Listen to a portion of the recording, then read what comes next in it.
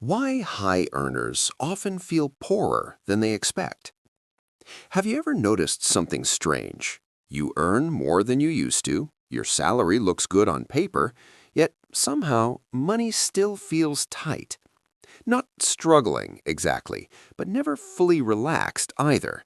And that gap between what you expected money to feel like and what it actually feels like is where a lot of quiet financial stress lives. Let's take a common situation.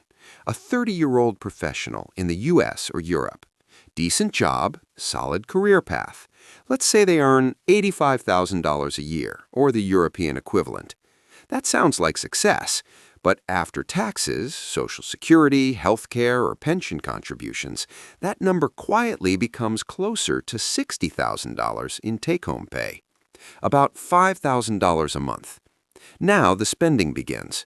Rent or a mortgage, $1,800. Car payment or lease, $550. Insurance, fuel, and maintenance, $300. Student loans or credit cards, $400. Phone, internet, and subscriptions, $250. Groceries and basic living, $600. Before anything extra, over $3,900 is already gone. That leaves roughly $1,100, which sounds fine until life starts happening. Because this isn't a survival lifestyle. Colleagues go out, friends take trips, there are weddings, birthdays, upgrades, and expectations, a better apartment because you're doing well now, a newer car because reliability matters, a vacation because everyone else seems to manage it. Nothing irresponsible, nothing extreme, just normal modern life. And slowly, that remaining $1,100 disappears, not into joy, but into maintenance. Here's the mistake most people never realize they're making. They design their lifestyle around gross income, not emotional margin. They ask, can I afford this? But rarely ask, what will this cost me mentally, every month, for years? Because affordability on paper is not the same as psychological comfort. Simple math explanation. Take the car payment. $550 a month doesn't sound dramatic, but that's $6,600 a year after tax, which means you might need to earn $9,000 to $10,000 pre-tax just to keep that car, and that's before fuel, insurance, or repairs. The same logic applies to housing upgrades, lifestyle subscriptions, and recurring comfort expenses, individually small, collectively heavy. The psychological reason people fall into this is subtle. As income rises, expectations rise faster. Your brain doesn't celebrate stability, it adapts to it.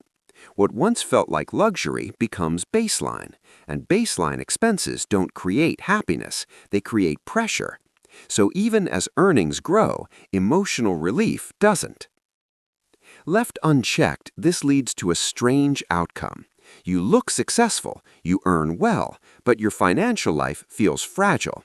One missed paycheck, one unexpected expense, one job change, and suddenly the illusion cracks. Not because you failed, but because the system you built had no margin. Financially intelligent people don't feel richer because they earn more. They feel calmer because their required lifestyle costs less than their earning capacity. They don't eliminate comfort, they limit dependency. They treat flexibility as wealth. They value optionality more than appearance. And most importantly, they understand that peace is not bought by upgrading life, but by creating space inside it. Feeling poorer than expected isn't a personal flaw. It's often the result of invisible math and quiet psychological pressure. When you understand that, the goal stops being more money. It becomes more control, more margin, and more calm. If this perspective helped you think more clearly about money, you might want to like the video or subscribe for more calm, honest financial thinking.